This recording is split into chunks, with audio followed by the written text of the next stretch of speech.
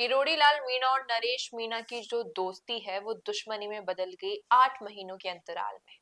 और अब जो मीणा समाज के लोग हैं वो कहीं ना कहीं कुछ लोग उस गुट में हैं जहां वो मानते हैं कि नहीं ये दोस्ती फिर से रंग लाएगी, और कुछ लोग उस गुट के ऐसे हैं जो ये जानते हैं और मानते भी हैं कि नहीं अब ये दोस्ती नहीं हो सकती है, अब ये कट्टर दुश्मनी बन गई है। तमाम इन ऐसे ही मुद्दों पर बातचीत करेंगे आज इस वीडियो में। नमस्कार, आप देख रहे हैं द फैक्ट इंडिया, मैं हूं अंकिता और आज मेरे साथ मौजूद है वरिष्ठ पत्रकार वरुण बंसाली। सर, ये एक दोस्ती थी कि दो बड़े नेता मीणा समाज के, एक ने तो ऐसी पद्धति पाली है राजनीति में, इतना तजुर्बा पा लिया है, दूसरे ने शुरुआत ही की थी लेकिन तालमेल बैठ नहीं पाई। पहले एक दोस्ती ऐसी थी कि नरेश मीणा को छोटा किरोड़ी कहा गया, और किरोड़ी लाल मीणा का तजुर्बा तो सभी के सामने है कि क्या कुछ उन्होंने किया है जनता के लिए। लेकिन समरावता थप्पड़ कांड के बाद से ये दोस्ती टूट सी गई। बाद में कई कई आरोप नरेश मीणा ने लगाए, कई आरोप किरोड़ी लाल मीणा ने लगाए, और फिर ये जो समीकरण है उन दोनों के बीच के, ये टूटते से नजर आए। इससे मीणा समाज को कितना नुकसान और कितना फायदा होगा, क्या होगा? देखिए, हाल में जो हनुमान बेनीवाल ने आरोप लगाए, जब गहमा गहमी हुई किरोड़ी लाल मीणा और हनुमान बेनीवाल में, तब उन्होंने जिस तरह के आरोप लगाए कि समरावता जाकर हिंसा तो आप ही ने कराई, मीणा समाज को बांट तो आप ही रहे हो, किसी को आगे बढ़ते हुए देखना तो नहीं चाहते, तब से ये मामला और ज्यादा बढ़ा।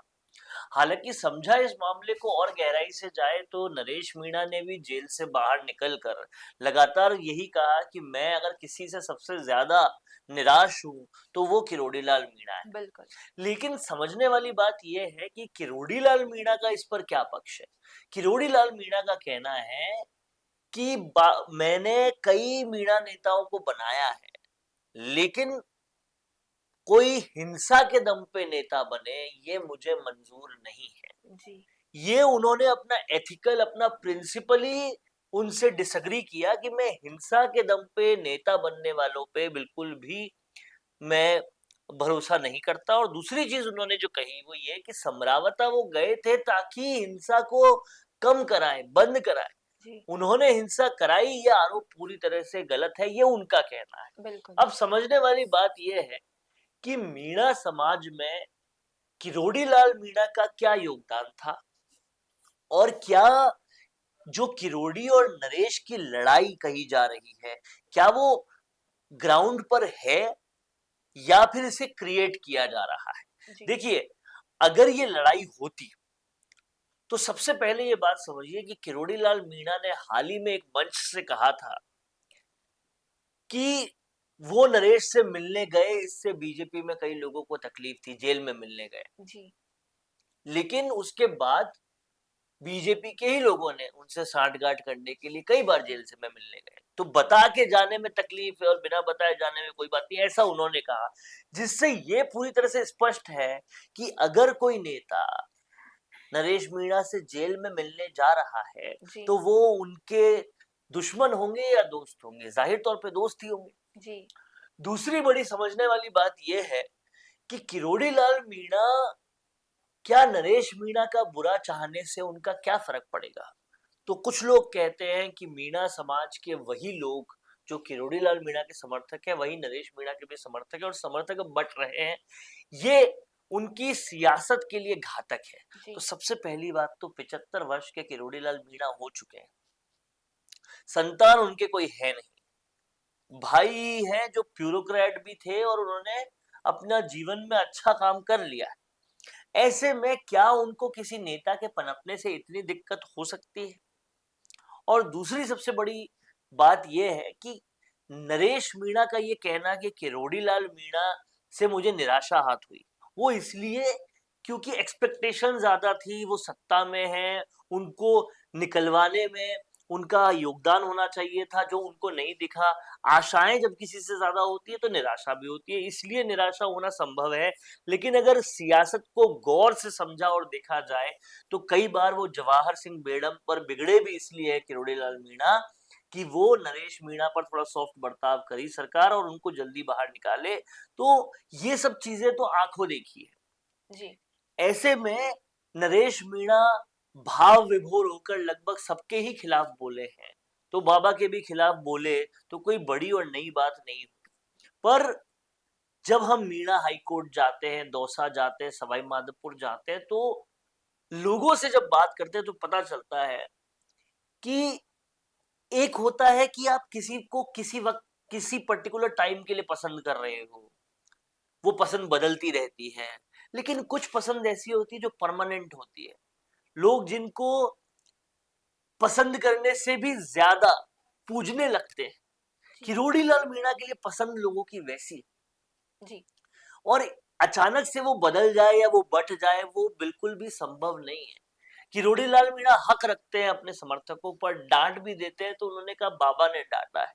और किरोड़ी का कहना है कि सीएम पीएम से बड़ा पद है बाबा का, और समझना ये हमको पड़ेगा कि किसी को ऐसे ही बाबा नहीं कहा जाता। कोई इज्जत कमाई होगी, कुछ काम किए होंगे, पीड़ितों के साथ लगे होंगे, तब उनको बाबा जैसी उपाधि दी गई। तो ये कहना कि दोनों में लड़ाई की वजह से मीणा समाज बट गया है, ऐसे में तो मुरारी लाल मीणा, हरीश मीणा, इतने सारे और नेता है, रमेश मीणा, तो मीणा समाज पहले ही बट चुका होता। जी। वहीं हम देखें तो हाल ही में हनुमान बेनीवाल का एक बयान था कि किरोड़ी लाल मीणा और नरेश मीणा के बीच की जो तकरार है, इसके पीछे कहीं ना कहीं मुख्यमंत्री जी का हाथ है। वो अपने पास करना चाह रहे थे नरेश मीणा को या दूर करना चाह रहे थे, इसलिए दोनों के बीच ऐसी स्थिति पैदा की। देखिए, सियासत का एक थंब रूल है जो कि बड़ा निराशाजनक है, बट ये है कि बांटो और राज करो। ये अंग्रेजों ने हमें दिया और हम आगे चलाते जा रहे हैं उसको। अब मीणा समाज की नेतागिरी में अगर बंटवारा होगा तो बाकी सियासत के लिए अच्छा रहेगा। इस थ्योरी पर एक अनुमान लगाते हुए हनुमान बेनीवाल ये बात कर रहे हैं कि इनकी लड़ाई से फायदा होता सीधा और सीधा सत्ता को दिख रहा है, इसलिए सत्ता ने ये काम किया होगा कि इनको लड़ाया होगा। तो जी ये एक अनुमानित बात है, और जाहिर तौर पर सियासत के थंब रूल के हिसाब से अनुमान ठीक भी बैठता है। जी बट समझने वाली बात यह है कि किरोड़ी की 45 साल 50 साल की राजनीति में कमाया हुआ जो इज्जत है, वो आंशिक समय वाले लाइक और डिसलाइक से बहुत ऊपर है। लोग उनको पूजते हैं। मीणा हाई कोर्ट आप गांव में जाइए, वहां पर आप देखिए किरोड़ी की इज्जत किस लेवल की है। तो उस इज्जत को एकदम से नहीं रोंदा जा सकता। इसलिए ये कहना कि इनकी वजह से बट जाएगी चीजें, मुझे ये बेमाना लगता है। जी। और कहीं ना कहीं जो जनता का परसेप्शन ये है कि किरोड़ी लाल मीणा की तो उम्र होती आई है, अब इनसे राजनीति नहीं संभली जाएगी, इसलिए क्या मीणा समाज को एक उनका अपना नेता चाहिए।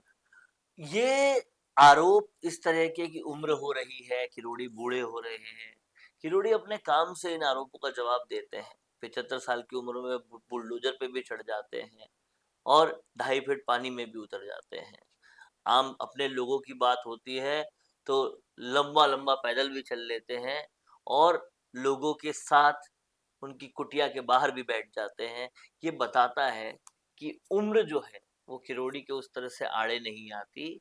और गाहे बगाहे आप उनके रनिंग करते हुए, जॉगिंग करते हुए, लोगों के साथ चाय पीते हुए वीडियोस देखती रहती हैं। जी तो उम्र उस कदर तो आड़े नहीं आ रही कि वो उनकी एक्टिविटी में कोई कमजोरी हो, या फिर वो सियासत कर नहीं पा रहे हो।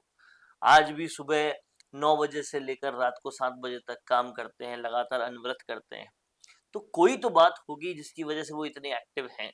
जी और अगर कोई एक्टिव है, अपने लोगों के बीच जा रहा है, उन लोगों की चिंता कर रहा है, उन लोगों के लिए काम कर रहा है, आप ये बताइए कि राजस्थान की सत्ताधारी दल में सबसे ज्यादा एक्शन में कौन सा मिनिस्टर है, छापे कौन मार रहा है, गलत होते कौन नहीं देख रहा है, एसओजी को सबूत कौन दे रहा है। तो जो सबसे ज्यादा एक्टिव है, अगर वो इस उम्र में भी एक्टिव है जी और छोटी उम्र वालों से ज्यादा काम कर रहा है, तो कहाँ दिक्कत है। जी। और जो हाल ही में एसआई भर्ती का इतने समय से, लंबे समय से जो प्रकरण चल रहा था पूरा, और एसआई भर्ती अब रद्द हो गई है, जो एग्जाम था 2021 का, इसका श्रेय कहीं ना कहीं जो है, जो समर्थक किरोड़ी लाल मीणा के साथ से जुड़े हुए हैं वो उन्हें देते हैं, और कुछ लोग हनुमान बेनीवाल को देते हैं। तो वाकई ये जो क्रेडिट है वो किसे जाता है। देखिए, आहुति सबकी है। शुरुआत किरोड़ी लाल मीणा ने की थी, सबूत निकाले थे, लंबे समय तक उस पर बने भी रहे थे। उसके बाद किरोड़ी लाल मीणा सरकार में आने के बाद भी उस मामले को उठाते रहे, लेकिन सरकार और अपना सत्ता का अनुशासन के चलते उन्हें बाद में चुप होना पड़ा। जिस अलग को वापस हनुमान बेनीवाल आके लेके गए, तो दोनों को उसका क्रेडिट है। बीच में सचिन पायलट भी अपनी सरकार के दौरान एक लंबी पदयात्रा करे, तो उन्हें भी क्रेडिट है।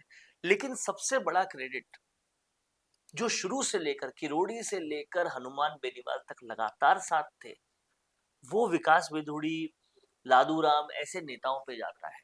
जी। बाकी सब बड़े नेता तो कभी आए कभी चले गए, ये लगातार 117 दिन से बने हुए हैं, जी। उनको ज्यादा क्रेडिट जाता है। और मेरे हिसाब से उससे भी ज्यादा क्रेडिट न्यायपालिका और वीके सिंह जैसे अधिकारियों पे जाता है, जो अपने स्टैंड से डगमग नहीं हुए। अदालत में उनको स्टैंड रखना था, अदालत से ये ऑर्डर पास हुआ है, तो कहीं ना कहीं सबसे बड़ा क्रेडिट न्यायपालिका को जाता है, जो बताता है, उस चीज को तमाचा मारता है। जो लॉजिक लोग कहते हैं कि न्यायपालिका तो हमेशा सरकार जो कहती है वही करती है, जी। ऐसा नहीं है। न्यायपालिका आज भी जस्टिस के लिए सबसे बड़ी अथॉरिटी है, और आज भी इस फैसले से दिखा देती है कि जस्टिस मिलती है और बिल्कुल मिल जाती है। जी। तो इस वीडियो से, इस बातचीत से यही एक हम कहें कंक्लूजन निकल कर आता है कि मीणा समाज को बांटने जैसा कुछ नहीं है राजनीति में। कोई किरोड़ीलाल मीणा के साथ हो या नरेश मीणा के साथ हो, मीणा समाज को बांटने की मुहिम किसी ने नहीं लगाई है। अब आपका क्या कहना है इस मुद्दे पर? कमेंट्स में अपनी राय जरूर दीजिएगा। वीडियो पसंद आया हो तो इसे लाइक करना, शेयर करना और हमारे चैनल द फैक्ट इंडिया को सब्सक्राइब करना न भूलें। धन्यवाद। तो दिखता नहीं है, वो चलता नहीं है, लेकिन प्रॉब्लम तो यही है कि अपने बिजनेस को दिखाएं कैसे, पूरे इंडिया तक उसको पहुंचाएं कैसे। अगर आप भी ऐसा ही कुछ सोचते हैं तो समझिए आपकी समस्या दूर हो गई। जी हाँ, अब फैक्ट इंडिया न्यूज से आपके विज्ञापन, आपके पॉडकास्ट, आपके रियल एस्टेट प्रोजेक्ट्स, आपके बिजनेस को पूरे राजस्थान में पहुंचाने का एक बेहतरीन मौका आपको मिल रहा है, जहां पर आप 480 लाख प्लस सब्सक्राइबर्स और 10 करोड़ से ज्यादा टोटल न्यूज वाले चैनल में पहुंचा सकते हैं अपनी बात हमारे यानी फैक्ट इंडिया के साथ। अधिक जानकारी के लिए व्हाट्सएप करें।